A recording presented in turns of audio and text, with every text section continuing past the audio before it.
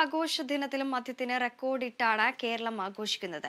എന്നാൽ മദ്യത്തിന്റെ വില വർദ്ധിച്ചതിൽ പ്രതിഷേധിച്ചവരുമുണ്ട്. 62 കമ്പനികളുടെ 197 ബ്രാൻഡുകൾക്കാണ് വില വർദ്ധിച്ചിരിക്കുന്നത്.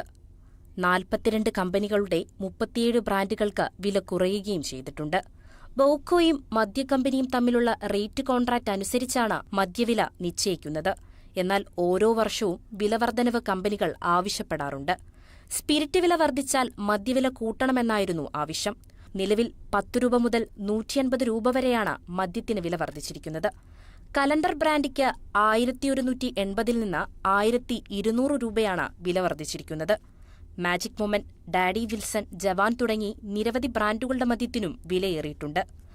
മദ്യവിലയിലുണ്ടാകുന്ന വർധനവ് സർക്കാരിനൊരു ലാഭക്കച്ചവടം മാത്രമാണ്. വില കൂടിയാലും വില കുറഞ്ഞാലും മദ്യം വാങ്ങാൻ ആവശ്യക്കാരും ഏറെയാണ്. മദ്യത്തിന്റെ വില കൂടിയതിൽ ചില പ്രതിഷേധങ്ങളും ഉയർന്നിട്ടുണ്ട്. അത് കഴിക്കണവര് വാങ്ങിച്ച് കഴിക്കും.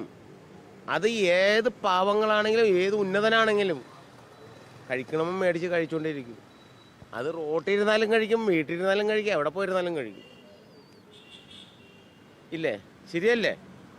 ഈ റോട്ടിലിരുന്ന് കഴിക്കണവരെ ഈ മാധ്യമങ്ങളോ നിങ്ങൾ ഉൾപ്പെടെ പിടിക്കാറുണ്ടോ? പോലീസുകാർ ഉൾപ്പെടെ പിടിക്കാറുണ്ടോ? മദ്യപിക്കണ തെറ്റാൻ ഞാൻ മദ്യവും ലോട്ടറിയാണ് ഇടതുപക്ഷത്തിന് അല്ല ഈ കേരള ഗവൺമെന്റിനെ നിർത്തണത്. ഇത് ലാഭക്കച്ചവടമാണ്. സർക്കാരിന് കാശ് കിട്ടും.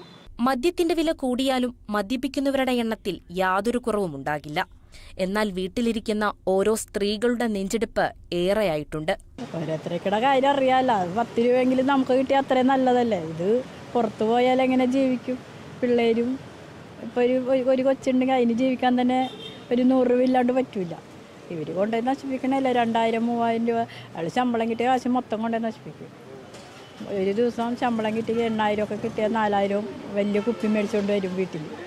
അങ്ങനെയാണ് അവിടുത്തെ കാര്യം. ഞങ്ങളുടെ വീട്ടിൽ പിന്നെ കുടിക്കണവരില്ലാത്തതാണ് എനിക്കറിയാം. അവിടെ തൊട്ടടുത്ത കാര്യം ഞാൻ പറഞ്ഞ. വിലയേറിയാലും കുറഞ്ഞാലും മദ്യത്തിന്റെ കാര്യത്തിൽ സർക്കാരിനിതൊരു ലാഭക്കച്ചവടം മാത്രമാണ്. എന്നാൽ ഇതിൽ അകപ്പെട്ട താളം തെറ്റുന്ന ചില മനുഷ്യരുടെ ജീവിതങ്ങളുമുണ്ട്. സംസ്ഥാനത്ത് മദ്യവില കൂടിയതുപോലെ തന്നെ ചില ബ്രാൻഡുകളുടെ മദ്യവില കുറഞ്ഞിട്ടുമുണ്ട്. എന്നാൽ മദ്യം വാങ്ങുന്നതിന് ആവശ്യക്കാർ ഏറെയാണ്. വീട്ടിലിരിക്കുന്ന ഓരോ അമ്മമാരുടെ നെഞ്ചെടുപ്പും കൂടിയിട്ടുണ്ട്. ക്യാമറ പേഴ്സൺ ജിഷ്ണു KR-നൊപ്പം രേണുക രാജേന്ദ്രൻ, കേരള വിഷൻ ന്യൂസ്, കൊച്ചി.